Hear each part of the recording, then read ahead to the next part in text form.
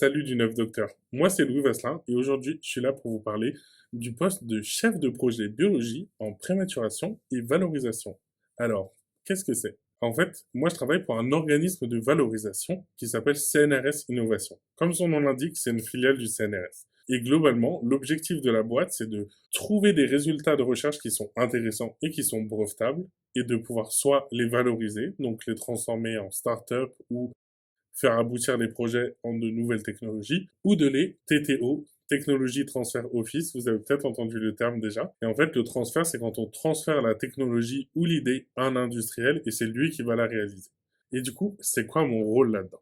Mon poste chargé de projet prématuration et valorisation, il tourne autour de ces deux mots. La prématuration, en fait, c'est quand une technologie commence à être développée, qu'elle n'a pas encore abouti à quelque chose, et qu'on va intervenir et la financer pour passer de juste une idéation et des résultats préliminaires à une preuve de concept.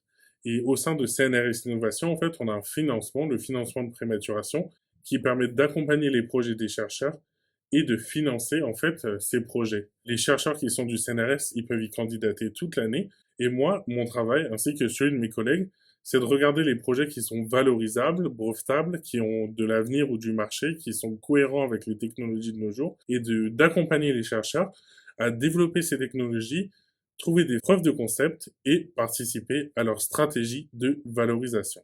Et c'est là que la deuxième question se pose, c'est quoi la valorisation? Comme j'ai dit plus tôt, la valorisation, c'est vraiment transformer des résultats scientifiques pour aboutir à des nouvelles technologies, des startups, des entreprises qui vont avoir un réel impact sur ce monde. Et du coup, vous vous dites peut-être, Louis, comment on aboutit à ce job qui est un peu science, un peu business, c'est quoi ça? C'est une bonne question. Du coup, pour vous parler de mon parcours, moi, j'ai fait un peu deux types d'études. D'abord, j'ai fait des études de sciences, donc j'ai une licence en biologie et je l'ai doublé d'un master en biologie médicale que j'ai fait à PSL en partenariat avec l'école pratique des hautes études. Après avoir fait 5 ans d'études en biologie et en sciences, je me suis posé la question de si je voulais devenir ingénieur d'études, ou si j'allais faire une thèse. Et j'ai réalisé que j'avais peut-être plus forcément l'attrait pour la manip et être en labo, mais que j'avais toujours un fort intérêt pour la science et les nouvelles technologies. Et du coup, j'ai décidé de doubler cette première compétence science que j'avais par une nouvelle compétence, un deuxième master, le master management de l'innovation, que j'ai fait à la Sorbonne. En fait, ce master, ça m'a donné un peu les clés de l'écosystème financier qui tournait autour de la recherche, que je comprenne mieux les financements, que je comprenne le droit qui tourne autour de la concurrence, les contrats, les accords, la collaboration, même la confidentialité qui tourne autour de la science. Et en fait, toutes ces choses m'ont permis de comprendre à la fois la recherche et l'écosystème financier qui tournait autour. Et en mettant en fait ensemble les deux bouts de cette balance, j'ai pu candidater à mon poste et j'ai été pris du coup à CNRS Innovation pour travailler sur ces thématiques-là.